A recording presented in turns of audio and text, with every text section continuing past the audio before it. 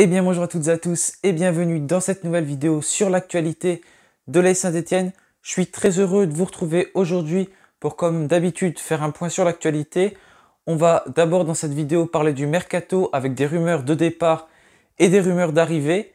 Ce sera d'ailleurs deux attaquants qui seront les rumeurs d'arrivée et celles de départ. On va parler d'Arnaud Nordin, qui était envoyé du côté de Fenerbahçe et du côté du Galatasaray. Et enfin, pour terminer cette vidéo, je voudrais parler des sélections nationales, puisqu'un jeune Stéphanois a été sélectionné avec son pays de l'Algérie, et enfin, un autre va jouer la Copa América. Donc, tout d'abord, comme je l'ai dit, on va faire ce point sur le mercato. Donc, on va parler tout d'abord d'un jeune joueur nîmois, un jeune attaquant nîmois. Il s'agit de Chadli, le joueur nîmois de 19 ans. C'est une information, oui, qui a été relayée par Poto Carré et qui nous vient d'Objectif Gare. Donc ce jeune Nîmois de 19 ans a inscrit 3 buts en 5 matchs de National 3 cette saison. Il a joué aussi quelques matchs en Ligue 1 avec les Lillois, avec les Nîmois, pas avec les Lillois. 3 matchs, oui, avec ces Nîmois, qui descendent d'ailleurs en Ligue de l'année prochaine, mais ça tout le monde le sait, je pense maintenant. Nîmes lui proposerait de signer un contrat professionnel, mais avec des choses qu'il n'aimerait pas. Je vous relis l'information qu'il y a écrit sur Poto Carré pour vous clarifier la situation. Donc, Nîmes Olympique a proposé un contrat professionnel à Nassim Chadli. Il s'agirait d'un contrat à la charte, autrement dit basé sur le minimum imposé par les statuts de la LFP pour un premier contrat professionnel. Donc, avec son contrat qu'il pourrait signer du côté de Nîmes, le joueur toucherait 2200 € brut mensuels, mais le joueur n'est pas forcément emballé par ce projet du côté nîmois, d'autant plus que d'autres clubs auraient manifesté leur intérêt pour l'enrôler. Ces clubs-là seraient l'AS Saint-Étienne et le PSV Eindhoven, qui seraient tous les deux en contact avancé avec cet attaquant qui va avoir 20 ans en juillet prochain. Donc pour l'instant, 2 clubs ont fuité qui seraient intéressés par le jeune Nîmois, mais il y en a des autres qui vont se rajouter à la course, qu'on nous dit parmi eux. Donc c'est bien qu'il y en a encore plusieurs qui sont intéressés par le Nîmois, ce qui est logique. Donc voilà, ce jeune Nîmois n'a pas encore signé professionnel. Il pourrait potentiellement signer son premier contrat professionnel du côté de l'AS Saint-Étienne. En tout cas, les Verts sont intéressés et ont donc un œil sur ce Nîmois. Claude Puel, on s'en doute bien, a ses yeux tournés sur beaucoup de jeunes, et en l'occurrence sur ce Nîmois. Donc il pourrait arriver du côté de l'AS Saint-Étienne prochainement si il intéresse toujours autant Claude Puel. Mais voilà, c'est la première information mercato du jour. Un jeune joueur de 19 ans qui n'a pas encore signé professionnel avec le Nîmes Olympique qui intéresse l'AS Saint-Étienne.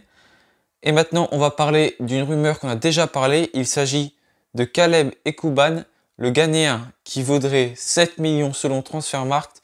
Mais selon le journaliste italien Nicolo Schira, le joueur de 27 ans pourrait arriver du côté de l'AS Saint-Étienne, qui est toujours très intéressé par ce joueur. Il a inscrit avec son club de Trabzonspor 10 buts et 4 passes décisives en Super League. Il est sous contrat avec le club turc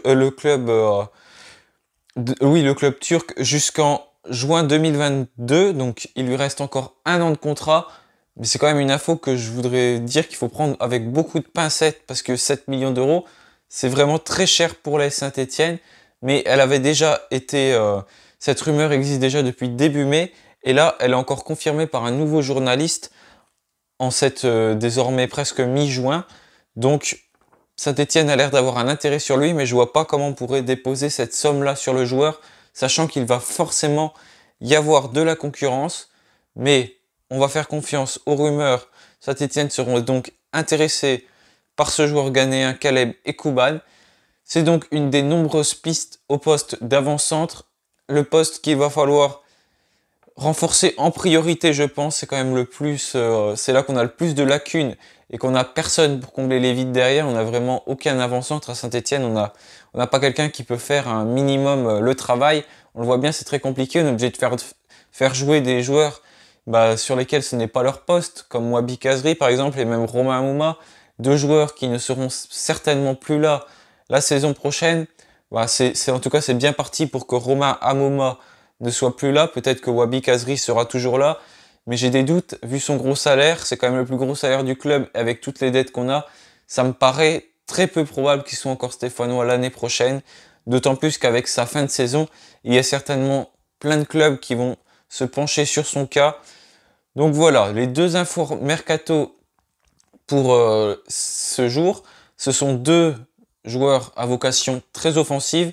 Donc on a Chadli du Nîmes Olympique, Nassim Chadli, et enfin Caleb Ekouban, le Ghanéen qui évolue donc dans le club de Trabzonspor en Turquie, un club qui a terminé 6e la saison passée dans le championnat turc, donc qui a fait une très belle saison. Maintenant, on va passer aux rumeurs de départ avec la rumeur Arnaud Nordin qui a été envoyée avant-hier par la presse turque. Et on lui disait que ses agents s'étaient rendus en Turquie pour négocier avec les clubs de Fenerbahçe et du Galatasaray pour les rejoindre la saison prochaine. Mais ses agents, sa famille, ont été très surpris de ces infos qui ont été faites par les journalistes italiens. Donc, selon But ASSE, ils ont tout simplement démenti ce qui s'est passé. Ceci ne s'est pas produit, ils ne se sont pas rendus en Turquie pour négocier. Mais en revanche, ils confirment bien que les négociations avec les Saint-Étienne sont au point mort. Saint-Étienne, qui je le rappelle, avait fait une offre de prolongation à Arnaud Nordin en début de saison. Arnaud Nordin qui n'avait pas donné suite à cette offre et le club n'a jamais fait de contre-proposition. Donc Arnaud Nordin est plus que jamais sur le départ. Il y a beaucoup de clubs qui sont intéressés par lui. Il y a même des clubs français comme Strasbourg par exemple. Donc il est plus sur le départ en tout cas que sur le fait qu'il puisse rester à Saint-Étienne. Arnaud Nordin, il y a plus de chances l'année prochaine de le voir porter un autre maillot que le maillot vert. C'est donc très mal embarqué pour le joueur stéphanois. Voilà, donc la presse turque a annoncé ces informations qui semblent donc fausses à en croire l'entourage du joueur. C'est donc peut-être vers un autre club qui évoluera, donc Arnaud Nordin la saison prochaine.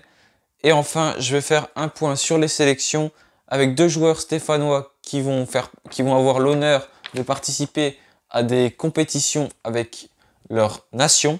Donc tout d'abord, on a Nabil Ouenas, le jeune gardien stéphanois de 18 ans qui a évolué quelques fois avec le groupe professionnel durant cette saison, aussi bien à l'entraînement que dans le groupe pro lors des matchs.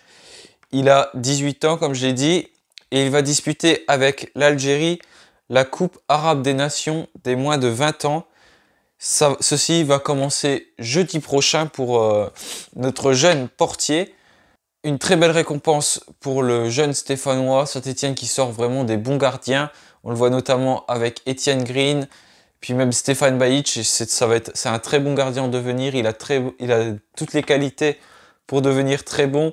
On voit que à Saint-Étienne, c'est un poste sur lequel on est bon, les gardiens, tout comme la défense, et qu'on a plus de lacunes pour former au niveau de l'attaque et même au niveau du milieu offensif. J'ai l'impression que dans la cellule de recrutement, on est bon sur les postes à vocation plus défensive comme gardien, défenseur, et puis également les milieux défensifs. C'est donc voilà, une très belle récompense pour Nabil Ouenas qui évoluera avec l'Algérie à partir de jeudi prochain. Et enfin, on va parler de Miguel Trauco qui va disputer la Copa América avec le Pérou. Le désormais titulaire indiscutable de la sélection péruvienne va commencer cette compétition à partir du 18 juin avec une affiche très compliquée d'entrée. Ce sera face au Brésil. Le 21 juin, ils affronteront la Colombie. Le 23 juin, ce sera l'Équateur. Et enfin, le 27 juin, ce sera le Venezuela. On sait que Miguel Trauco a à cœur de défendre les couleurs de son pays. C'est quelque chose qui lui tient vraiment à cœur. Il adore ça. Il se bat pour son pays. Même l'autre jour, quand il s'est pris un carton rouge, on voit il était totalement effondré. Il était en larmes. C'est donc, il doit être hyper fier, encore une fois, de participer à cette compétition, Miguel Trauco. et je l'en félicite parce que franchement, je trouve qu'il mérite. Il était mis au placard en début de saison à Saint-Etienne et après la blessure de Masson, il a su prendre sa place. Il n'était pas au niveau de Masson, mais ça, on s'en doutait très bien. Mais sur son côté gauche, il a toujours été très bon offensivement, a fait des très bons centres. Si on avait un attaquant, je suis sûr qu'il aurait fait beaucoup de passes décisives avec ses centres. S'il y aurait eu plus de joueurs qui mettaient la tête devant, il y en aurait beaucoup qui seraient rentrés, comme on peut penser à Robert Berić avant. Voilà, il aurait fait beaucoup plus de passes décisives cette saison, même si ça a été compliqué un peu pour lui défensivement. Il est assez lent, mais ça, de toute façon, on le sait que dans son championnat d'où il vient, en Amérique du Sud, les ailiers montent vraiment beaucoup, les latéraux montent vraiment beaucoup sur le terrain et sont souvent devant. Ils attaquent beaucoup plus qu'ils défendent. Donc forcément, c'est normal qu'il y ait des lacunes à ce niveau-là. Mais je trouve quand même qu'il a beaucoup progressé cette saison au niveau défensif. Il a beaucoup travaillé ça à l'entraînement, je pense. Et pour moi, il doit encore rester la saison prochaine. Il peut vraiment faire une bonne saison côté gauche. Après, on met Masson côté droit. Et on aura, je pense, une très belle équipe au niveau défensif. Maintenant, il va falloir se pencher sur le mercato au secteur offensif. Mais on voit très bien que c'est à ce poste-là, pour l'instant, qu'il y a le plus de rumeurs d'arrivée. Donc c'est vraiment une bonne chose. J'espère qu'on va réussir à concrétiser des joueurs et à surtout réaliser des bons coups. Donc voilà, cette vidéo est terminée. Merci de l'avoir suivi. N'hésitez pas à la liker, la partager, la commenter si elle vous a plu. À vous abonner si ce n'est pas encore fait. Je vous retrouve très bientôt pour une nouvelle vidéo. En attendant, portez-vous bien et allez les Verts!